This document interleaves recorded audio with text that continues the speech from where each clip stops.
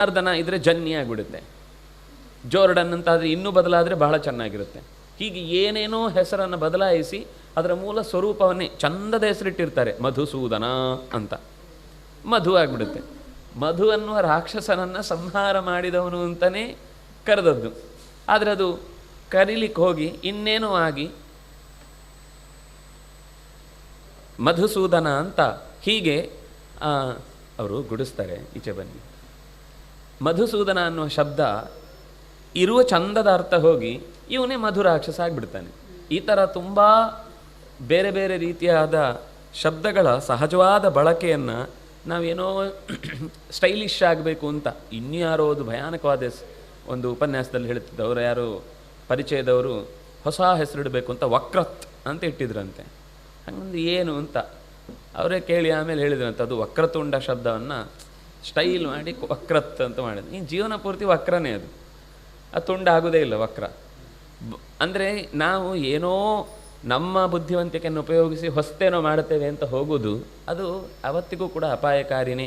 ಹಾಗಾಗಿ ಹೆಸರಿನ ಹಿಂದೆ ಇಷ್ಟೆಲ್ಲ ಚಿಂತನೆಗಳಿದ್ದೇ ಅವರು ಇದೇ ಥರದ ಹೆಸರು ಕೊಡಿ, ಅದು ಮಾಸನಾಮ, ಕುಲನಾಮ, ಗೋತ್ರ ಪ್ರವರ್ತಕ ನಾಮ, ವ್ಯವಹಾರ ನಾಮ, ಒಂದು 3-4 ಹೆಸರಿಡ್ತಾರೆ.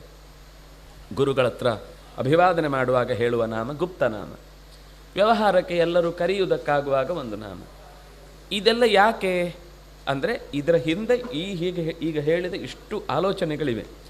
ಇದು ಬರೀ ಒಂದು ಹೆಸರಿನ ಬಗ್ಗೆ ಹೇಳಿದೆ. ಹೀಗೆ ಇನ್ನೇನೇನೇನೇನು ಸಂಸ್ಕೃತಿಗಳು ಬದಲಾಗ್ತವೋ ಅಷ್ಟಷ್ಟು ನಾವು ದರಿದ್ರರಾಗ್ತಾ ಹೋಗ್ತೇವೆ. ದರಿದ್ರ ಅಂದರೆ ನಾನು ಹೇಳ್ತಾ ಇರೋದು ಸಾಂಸ್ಕೃತಿಕವಾಗಿ ದರಿದ್ರರಾಗ್ತೇವೆ.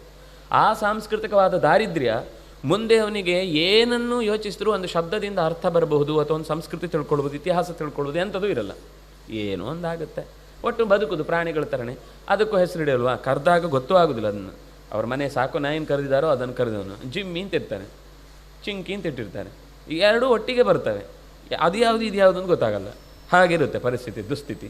ಆದ್ದರಿಂದ ನಮ್ಮ ಹೆಸರಿಡುವಿಕೆ ಹಿಂದೆಯೂ ಅತ್ಯಂತ ಗಹನವಾದ ಚಿಂತನೆ ಹಿಂದೆ ಇರುತ್ತೆ.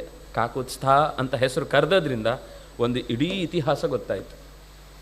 ಇದು ಇಲ್ಲಿ ಮಾತ್ರ ಅಲ್ಲ, ಎಲ್ಲ ಕಡೆಯಲ್ಲೂ ಕೃಷ್ಣನೂ ಕೂಡ ಗೀತೆಯಲ್ಲಿ ಹೆಸರುಗಳನ್ನು ಹೇಳುವಾಗ ಅವನನ್ನು ಕೌಂತೆಯ ಅಂತ ಕರೀತಾನೆ, ಪಾರ್ಥ ಅಂತ ಕರೀತಾನೆ. ಅವನು ಕೂಡ ವಾಪಸ್ ಕರೆಯುವಾಗ ಕೇಶವ ಅಂತ ಕರೀತಾನೆ. ಇದೆಲ್ಲ ಆ ಸಿಚುವೇಶನ್ಗೆ ಸಂಬಂಧಪಟ್ಟ ಅರ್ಥವೂ ಇರುತ್ತೆ. ಜೊತೆಗೆ ಅದರ ಹಿಂದೆ ಅವನ ಪೂರ್ವದ ಪರಿಚಯವನ್ನು ಕೊಡುವುದು ಇರುತ್ತೆ.